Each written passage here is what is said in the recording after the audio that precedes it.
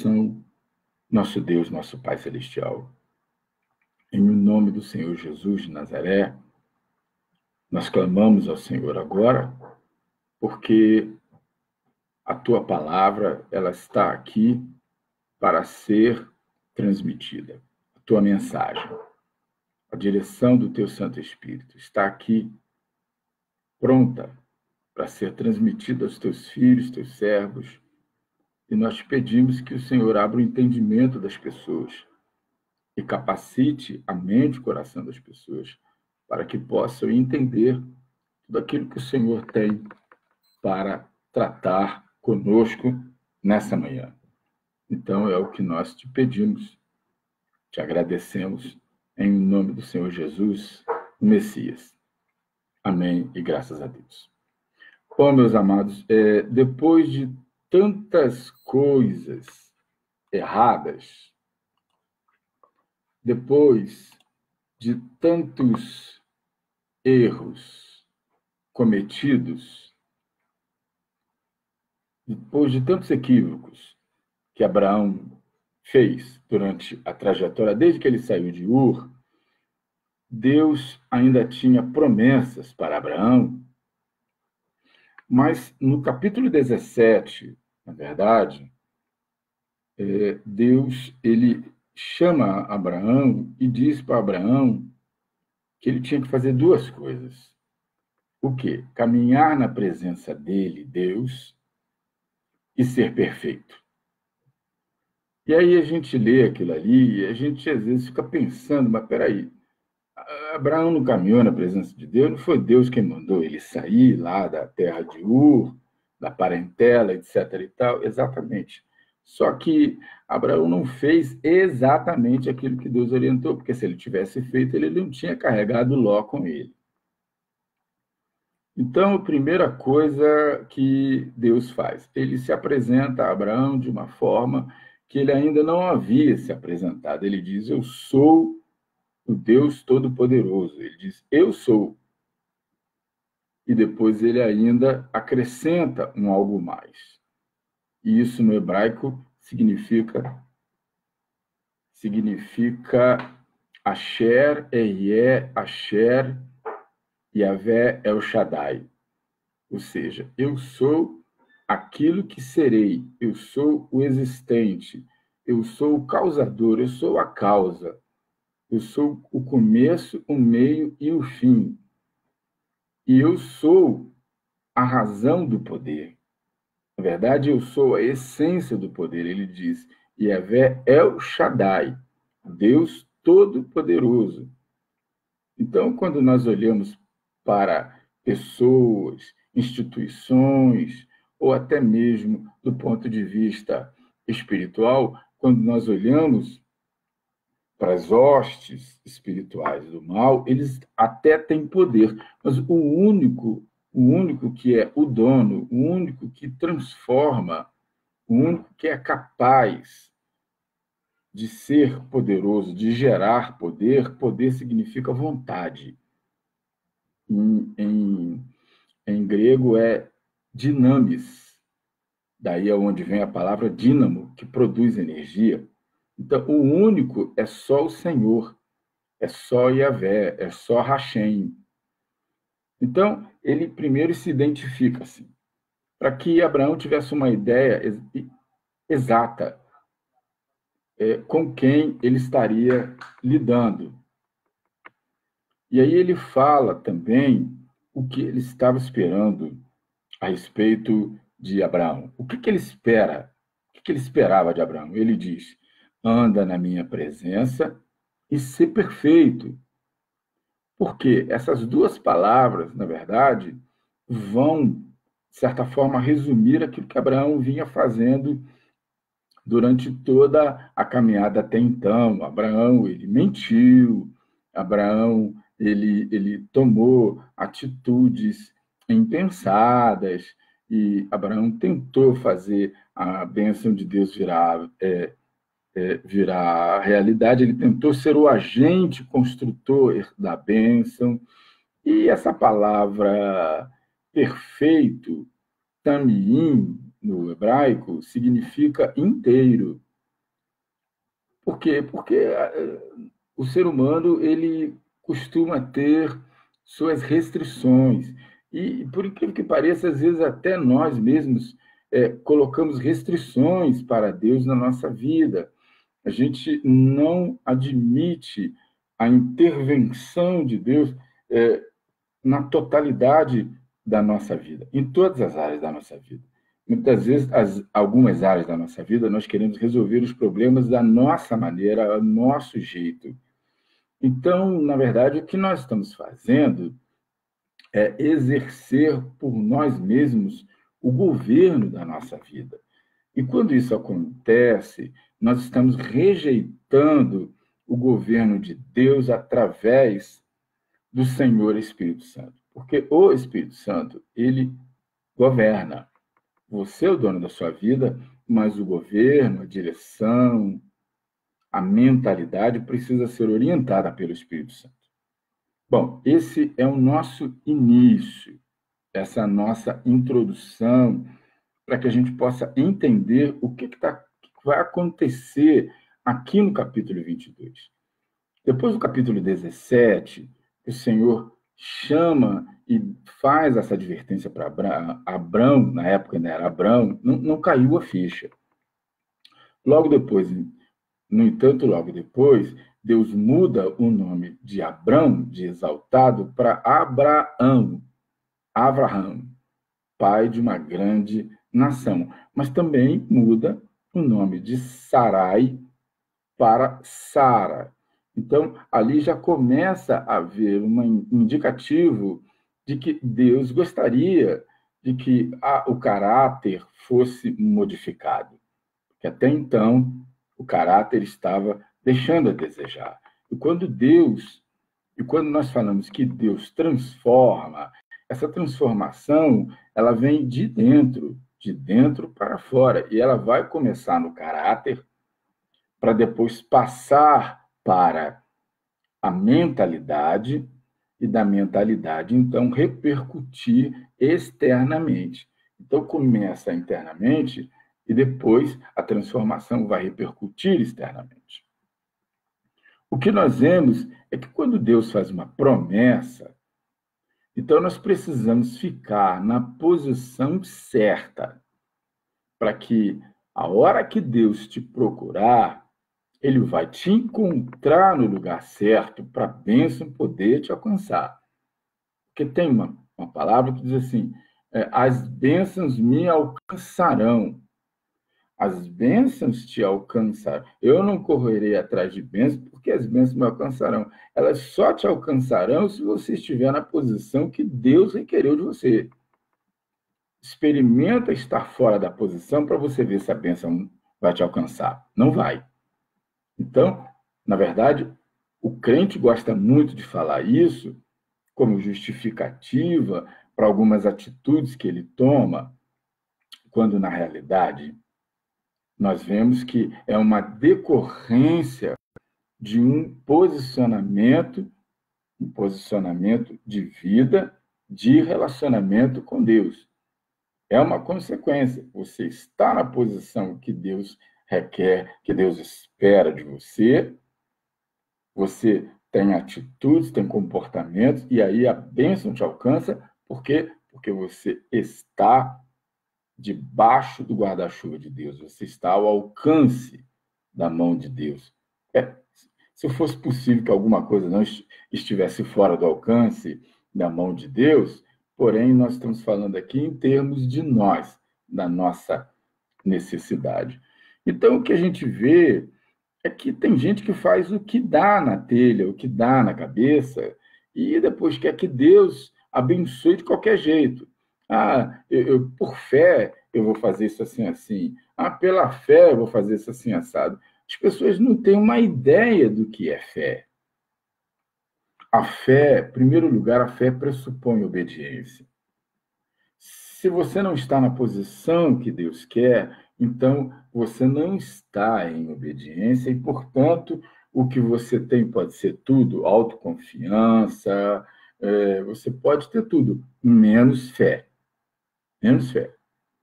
A fé do homem não tem valor para a salvação. Efésios 2:8 vai dizer: pela graça sois salvos mediante a fé. E isso não vem de vós, é dom de Deus. Então, a fé é essencial até mesmo para você obter um favor imerecido de Deus, que é a graça. A fé é essencial para nós sermos salvos. Então, Deus precisa te encontrar numa posição. E aí, as pessoas querem agir da maneira que agem e quer colocar Deus dentro da atitude, quando na realidade o correto seria o inverso. E aí, quando nós vemos aqui, no versículo 22, onde Abraão, ele recebe uma notícia da parte de Deus. Deus requer de Abraão uma dádiva. Abraão é colocado à prova. Deus vem e requer Isaque. Aquele foi fruto de um grande tempo, aquele que foi fruto de uma espera por um longo tempo, 100 anos quando Isaque nasceu. Sara com 99. Então, agora a gente começa a caminhar pelo versículo 22. E aí, Abraão, ele escuta, ele ouve, recebe aquela notícia, e o versículo 3 vai dizer o seguinte: se levantou Abraão pela manhã, de madrugada, albardou seu jumento, tomou consigo 2 de seus moços e Isaque, seu filho, fendeu a lenha para o holocausto. E levantou-se e foi ao lugar que Deus lhe dissera.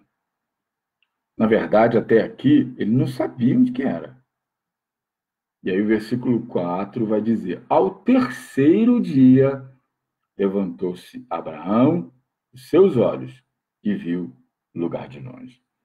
Então, Abraão foi buscar a posição certa na consagração. A gente olha para o texto e a gente vai ver que ele levanta pela madrugada, ou seja, ele busca um recurso espiritual, que é a madrugada, e ele caminha.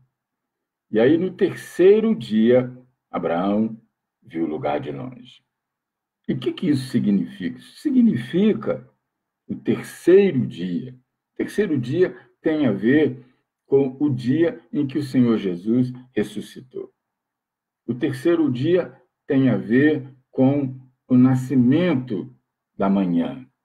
Depois de um período de noite na vida da pessoa, então, durante o dia, durante a manhã, vem a alegria. É um período que você perde a perspectiva das coisas. Então, o choro pode vir por uma noite. O período de choro é o período de lamento. Mas a Bíblia diz que há um tempo para tudo. Há um tempo para tudo. Não existe deserto que não tenha fronteira. Não existe sofrimento que não tenha fim. Há um tempo para tudo. Então, Abraão, ele faz o quê? No terceiro dia, ele vê o lugar de longe. E isso aqui tem a ver com fé. Por quê? Porque a atitude de Abraão, ela começa com a obediência. Com a obediência. Ou seja, o primeiro passo que Abraão dá, depois que ele se dá conta que ele está entrou num processo de adversidade, o próximo passo dele foi decisivo para o resultado que nós já estamos cansados de saber qual foi. Mas vamos analisar. O primeiro passo que ele dá foi buscar a direção de Deus. Então, Deus requereu Isaque, mas Abraão é que teve que buscar a direção. Aí é que está. Às vezes o Senhor nos requer alguma coisa, mas nós é que precisamos buscar a direção que Deus quer. E qual é essa direção? Como buscar a direção? Foi como Abraão fez na consagração. E aqui ele levanta de madrugada. A oração, o jejum, aqui é você entrega, é você buscar o entendimento, é você mergulhar, abrir mais espaço para a palavra de Deus poder te limpar, porque é uma hora em que a gente fica extremamente vulnerável. A hora que nós entramos num processo de adversidade, num processo de crise, num processo de perda, primeira coisa que acontece, nós ficamos ansiosos. E é da nossa parte. E da parte de Deus, a primeira coisa que acontece, Deus entra em silêncio. Ele começa a trabalhar em silêncio. Então, Abraão, Deus permite que Abraão veja o lugar de longe. Então, ali você já está começando, a gente começa a ver o quê? A gente começa a ver a manifestação da fé. Essa fé é verdadeira, a fé que vem de Deus. Por quê? Porque os olhos da fé estão na alma. Então, é quando você confia e Deus permite que você veja o lugar da sua vitória ainda de longe. É uma sensação. Você vê de longe porque os olhos da fé estão na alma. É o que a gente observa aqui pelo versículo 5.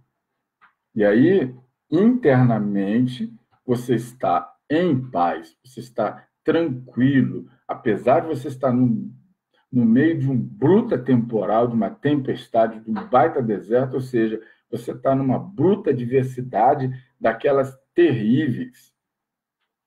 Mas, internamente, você está em paz.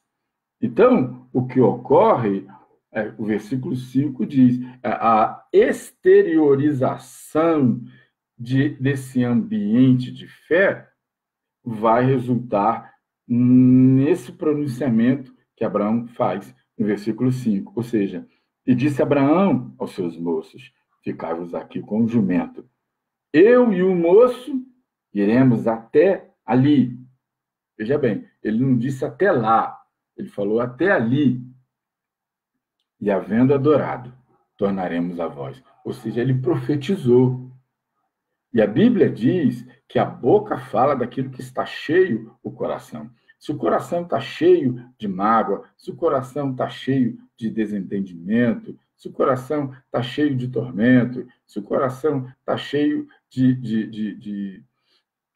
desequilíbrio, se o coração está absolutamente atormentado por pensamentos que não têm parte com Deus, então a boca vai manifestar aquilo que está lá dentro.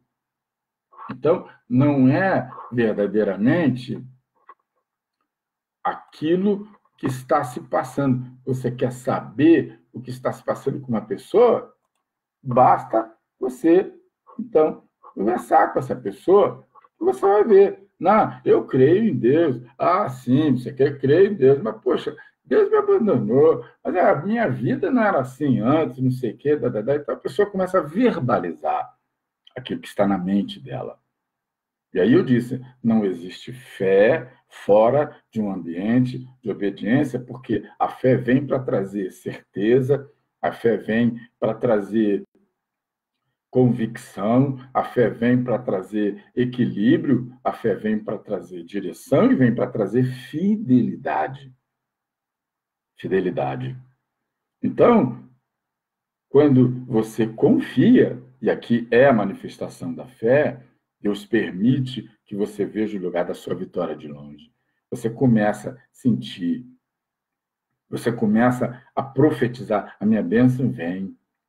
É uma certeza inexplicável que o dia da sua vitória vai chegar, porque ela já está determinada. E Deus permite Deus compartilha com você o que ele determinou lá na mente dele, na eternidade. Deus compartilha com você no seu coração. Você percebe, ele revela para você, olha, calma, porque você vai vencer isso. E aí, então, a sua mente começa a produzir atitudes e comportamentos condizentes com aquilo que você está vivenciando internamente. E aí, quais são os efeitos disso? Você sabe que você precisa suportar, porque a vitória já está determinada, ela já está lá.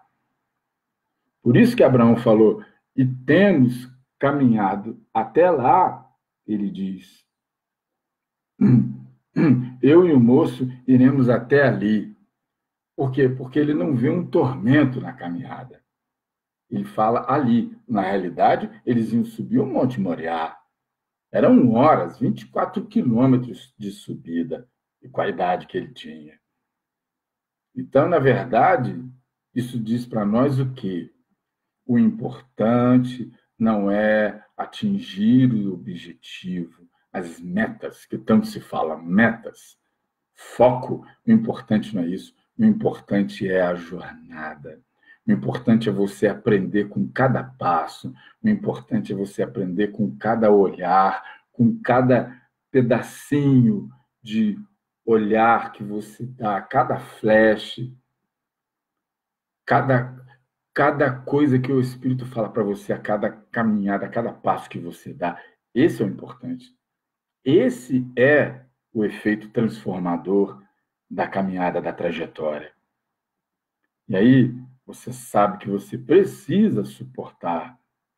Precisa.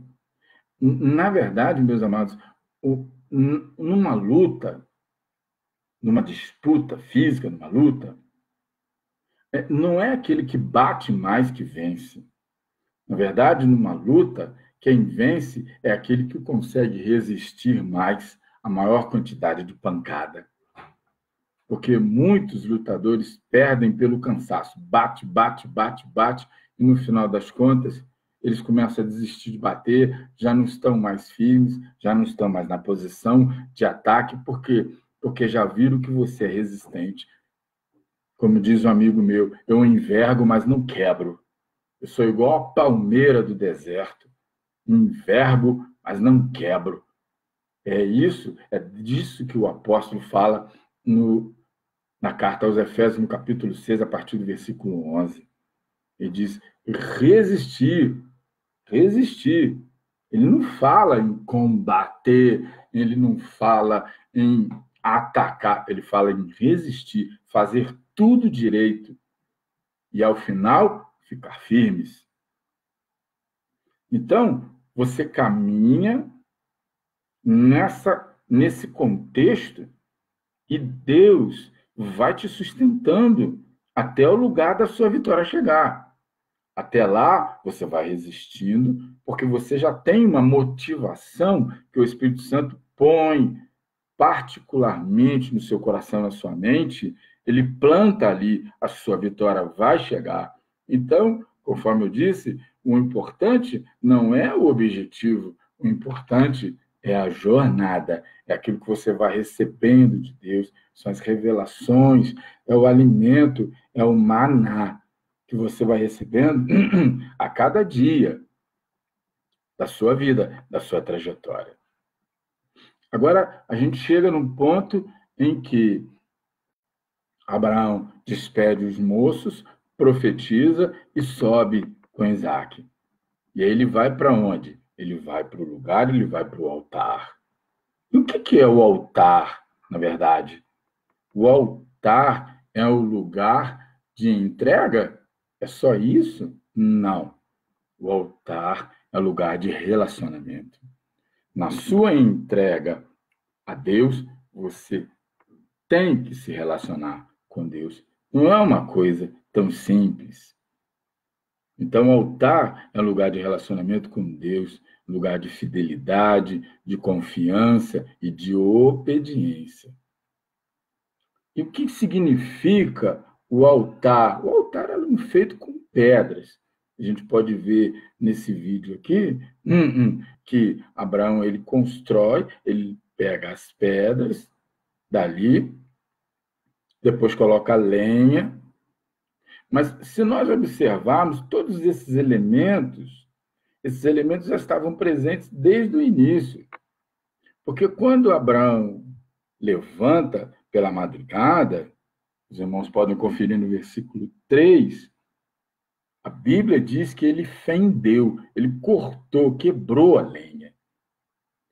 E lenha é madeira, e madeira na linguagem bíblica fala de um homem. Fala de um homem. E aí você quebrar a madeira significa você se quebrantar. Então, a primeira coisa que aconteceu lá atrás, definitiva, para que Abraão pudesse merecer a misericórdia do Senhor, foi ele se quebrar. Ele quebrou o orgulho, ele se dobrou diante do Senhor, ele não murmurou, ele não maldisse o Senhor. Ele recebeu da parte do Senhor aquilo, fosse o que fosse. Poderia ser um castigo, poderia ser uma exortação, poderia ser uma consequência de atitudes de Abraão, passadas, dos erros, etc. e tal. Ele não quis saber, ele simplesmente quebrou a lenha. Então, agora mais para frente, nós vamos ver que o altar, na verdade, ele tem tudo o que nós necessitamos para ter um relacionamento espiritual sério, sincero com Deus. A base do altar, as pedras. As pedras, o altar, ele começa quando você traz as pedras. As pedras são o quê? São os problemas, as adversidades, a dor, a tristeza, a revolta, a solidão, a falta de direção. O altar são as pedras.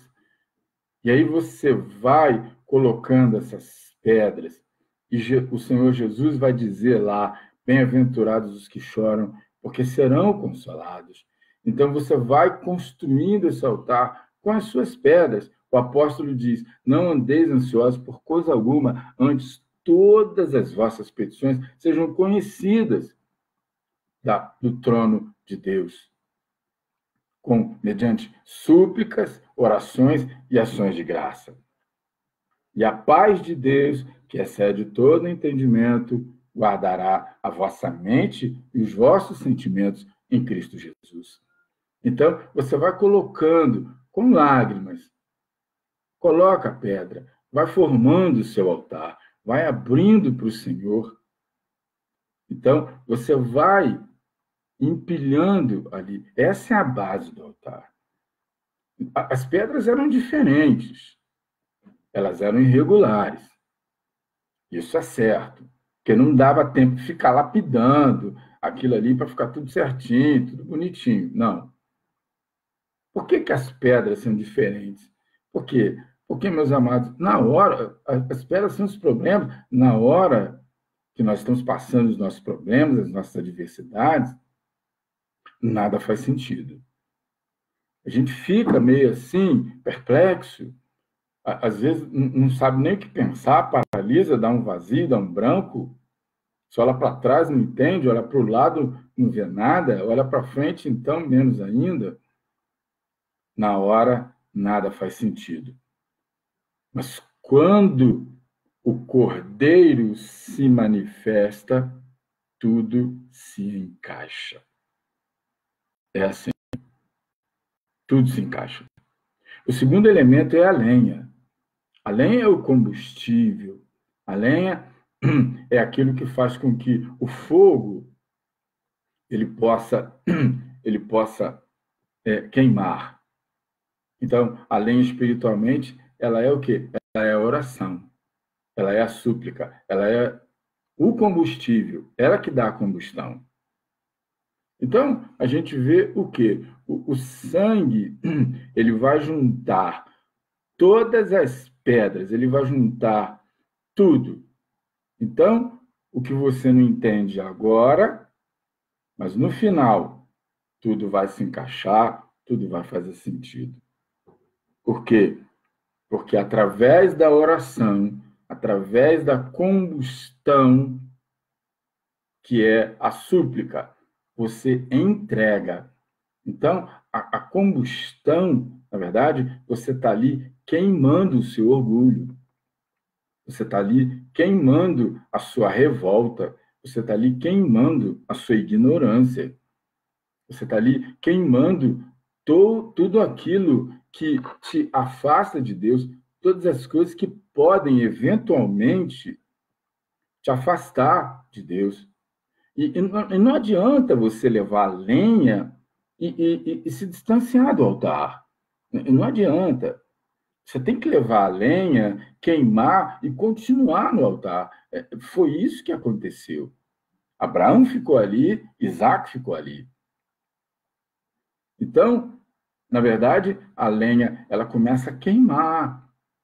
Por quê? Porque a finalidade da tribulação é gerar transformação. A finalidade da tribulação é gerar transformação, é gerar mais relacionamento, mais aproximação com Deus. O terceiro elemento é o cutelo. O cutelo era uma faca de pedra. E dizem os arqueólogos que era uma pedra vulcânica chamada de obsidiana. E essa pedra ela era tão afiada que até nos dias de hoje ela faz um corte mais afiado do que um dos melhores bisturis que se possa conhecer. Então, o cutelo ele é um instrumento de corte, ou seja, é a palavra.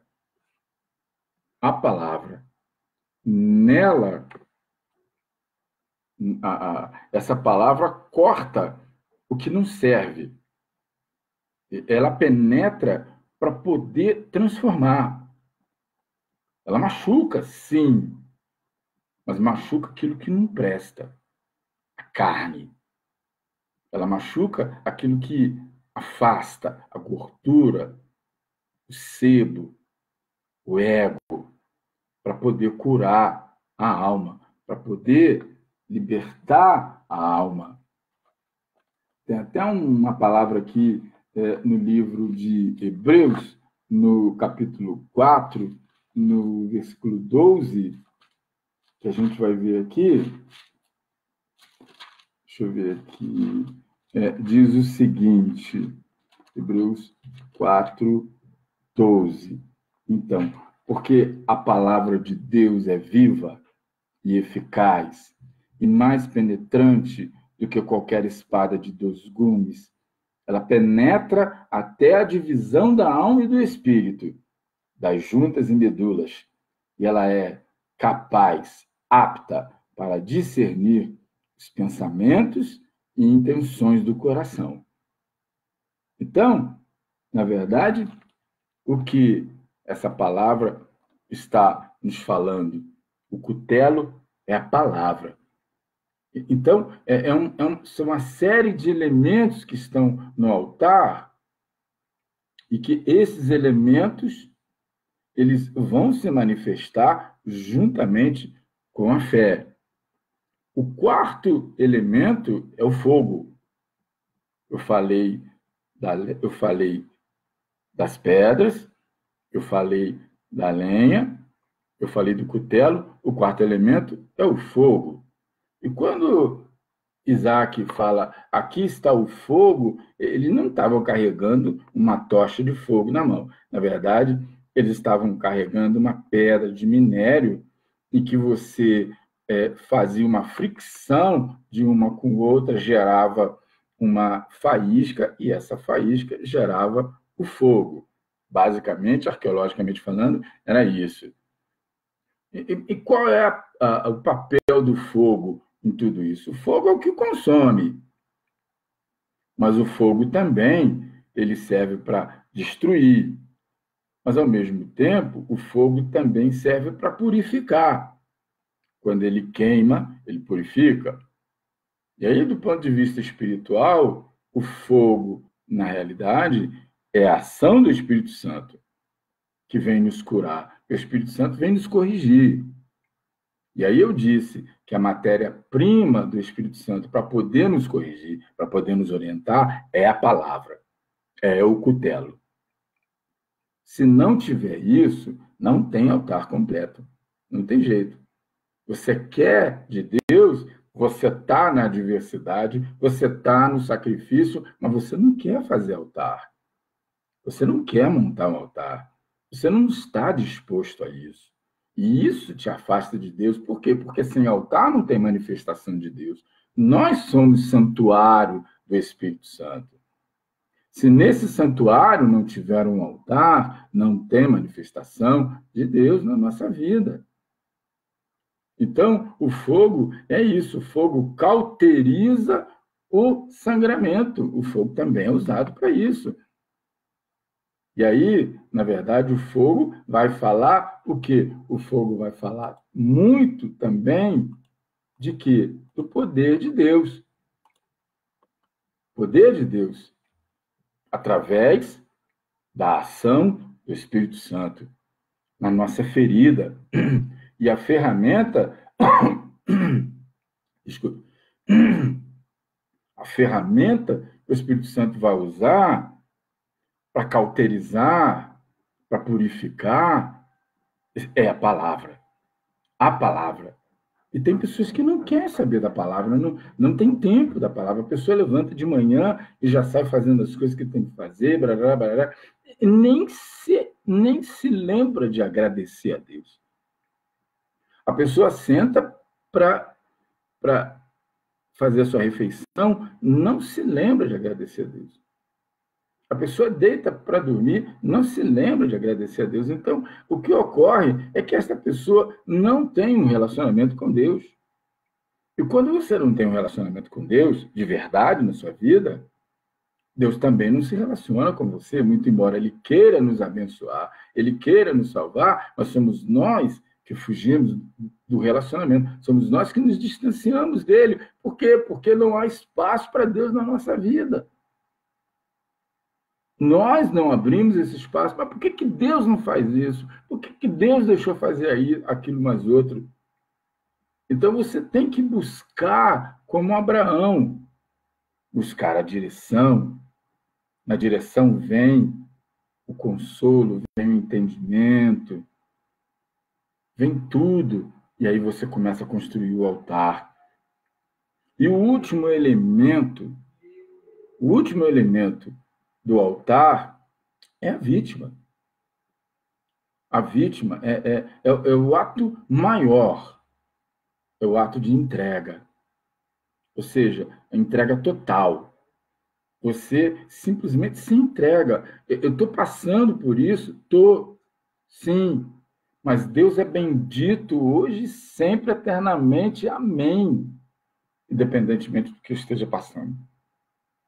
Porque se eu sou filho e se ele é pai, ele não vai deixar de prover as coisas da minha vida de uma maneira ou de outra. Pode demorar, pode, mas ele vai prover. Ele vai prover. Se você se posicionar. Por isso nós começamos a falar aqui, nessa mensagem, de posicionamento, posição, de atitude, de você estar em conformidade no centro da vontade de Deus. Estar no centro da vontade de Deus é você ter atitudes diárias na sua vida que sejam condizentes com aquilo que a palavra está nos indicando. Então, a vítima, ela vai falar disso, da entrega. Então, você se entrega, tem várias formas de você se entregar a Deus. Não é você se entregar por inanição. Deita lá no chão e fala, tá aqui, Deus, eu estou aqui, não vou fazer mais nada e tal. Não é isso. Você se entrega pela obediência. Você se entrega pela confiança. Você se entrega pela esperança, pela convicção, até que o Cordeiro venha e se manifeste. Até que o Cordeiro venha e tome o lugar que era para ser de morte.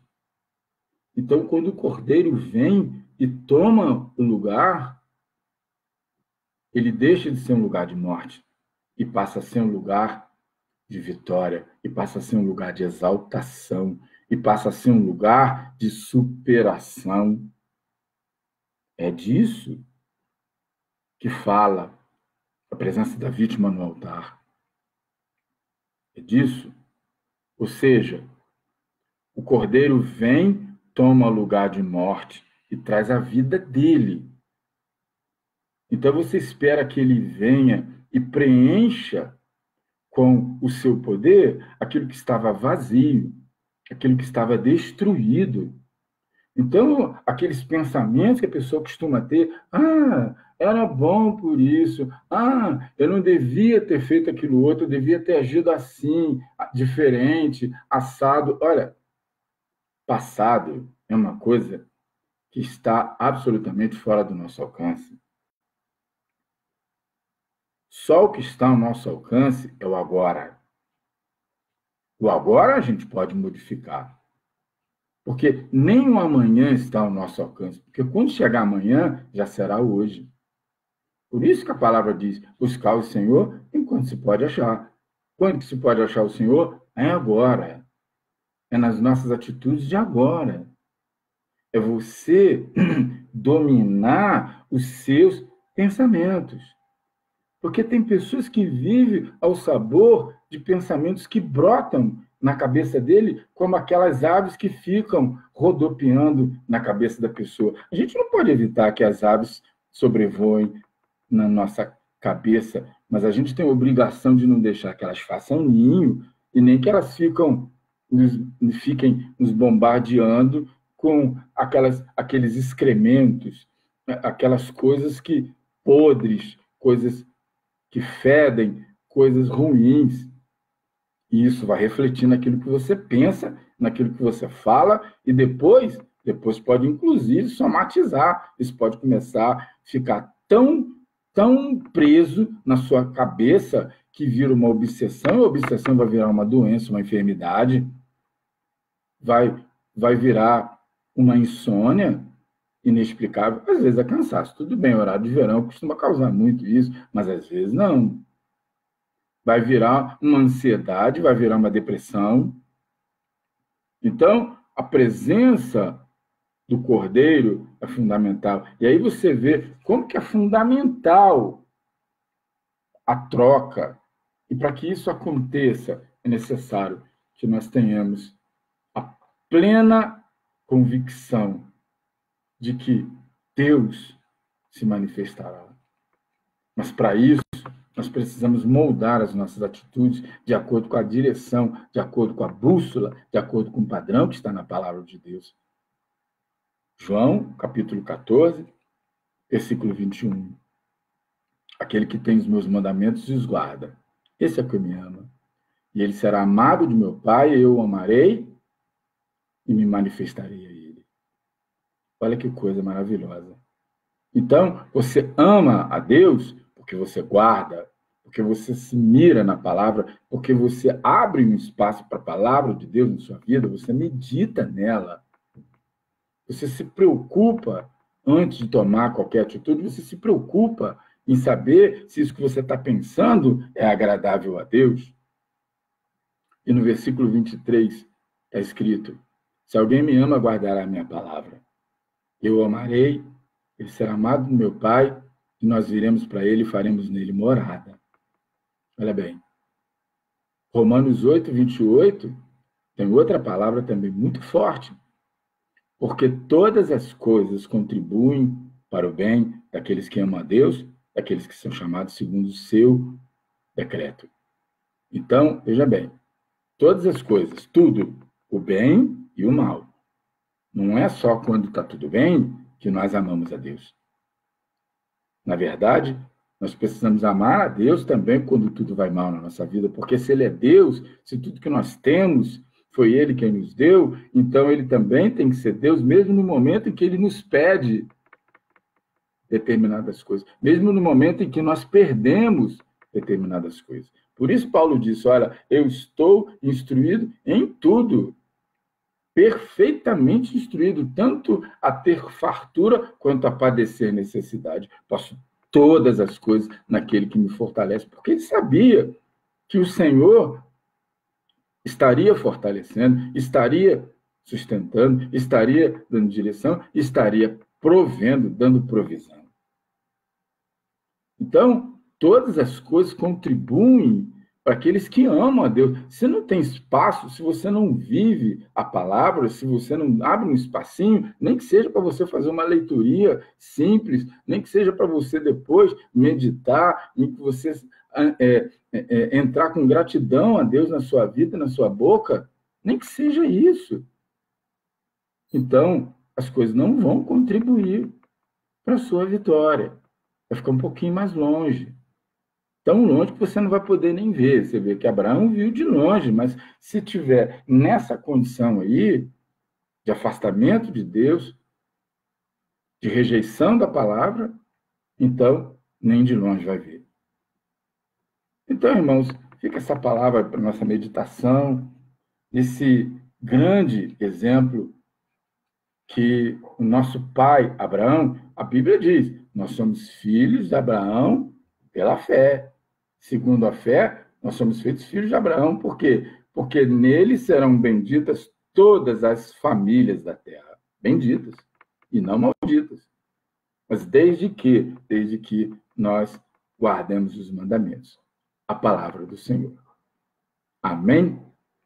Então, graças a Deus pela vida de vocês, graças a Deus pela vida daqueles que ouvirem essa palavra, e bendito seja o Senhor, porque o Senhor é bom e a sua misericórdia dura para sempre, para sempre. Aleluia. Ao invés da gente ficar pensando em bobagem, a gente tem que encher a nossa mente da palavra que nos traz a verdadeira, a verdade de Deus. O Senhor é bom e a sua misericórdia dura para sempre. Ele diz, acaso pode uma mãe se esquecer do filho, do próprio filho do seu ventre que ainda mama? Eu, porém, todavia, não me esquecerei de ti, eis que te tenho guardado na palma das minhas mãos. Então, a questão é você clamar ao Senhor e lembrar, ô Senhor, olha aí para a palma das tuas mãos e vê se, de repente, meu nome não está escrito aí do ladinho do dedinho mindinho, na parte de baixo. Olha aí, Senhor. Olha aí. E seja meu Pai em tudo aquilo que o Senhor quiser. Eu estou abrindo para o Senhor a minha vida por inteiro. É muito importante. E tem outra palavra também que saiu da boca do profeta.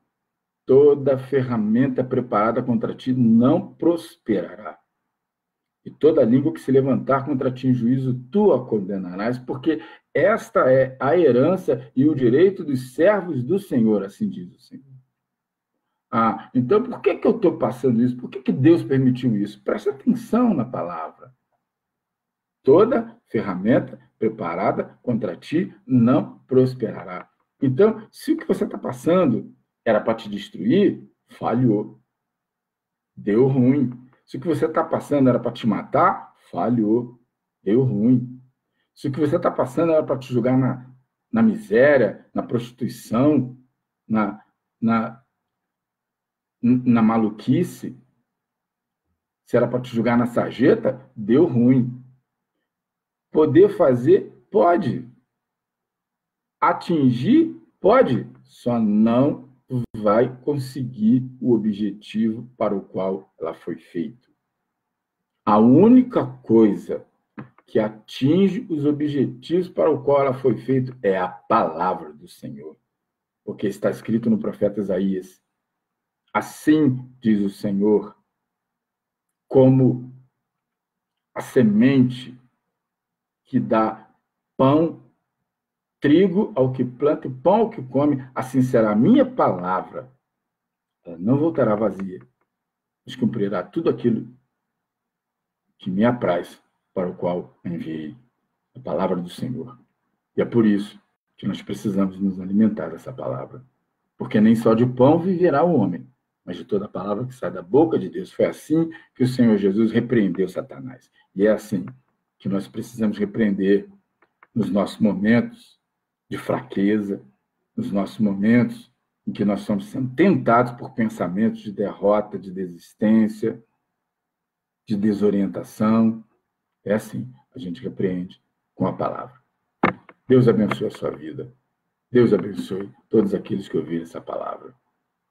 Senhor, meu Deus e meu Pai Celestial, abençoa todos aqueles que ouviram a tua palavra e que essa palavra ela venha a entrar no coração daqueles que estiverem precisando dessa palavra.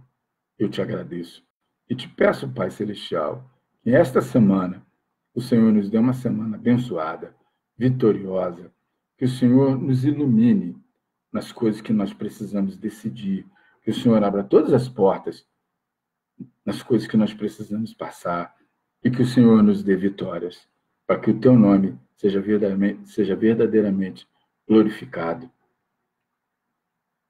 para que finalmente o Cordeiro se manifeste nas nossas adversidades, porque não há sacrifício que nós possamos fazer que seja agradável ao Senhor, a não ser a nossa obediência e o nosso louvor. Nós assim te agradecemos. Bendizemos o teu santo nome, em nome do Senhor Jesus de Nazaré, o Messias. Amém. E graças a Deus.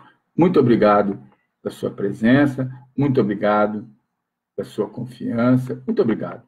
Não esquece de responder a enquete lá no nosso grupinho, lá no Bereanos. A paz do Deus eterno seja com todos vós, em nome do Pai, do Filho e do Espírito Santo. Amém.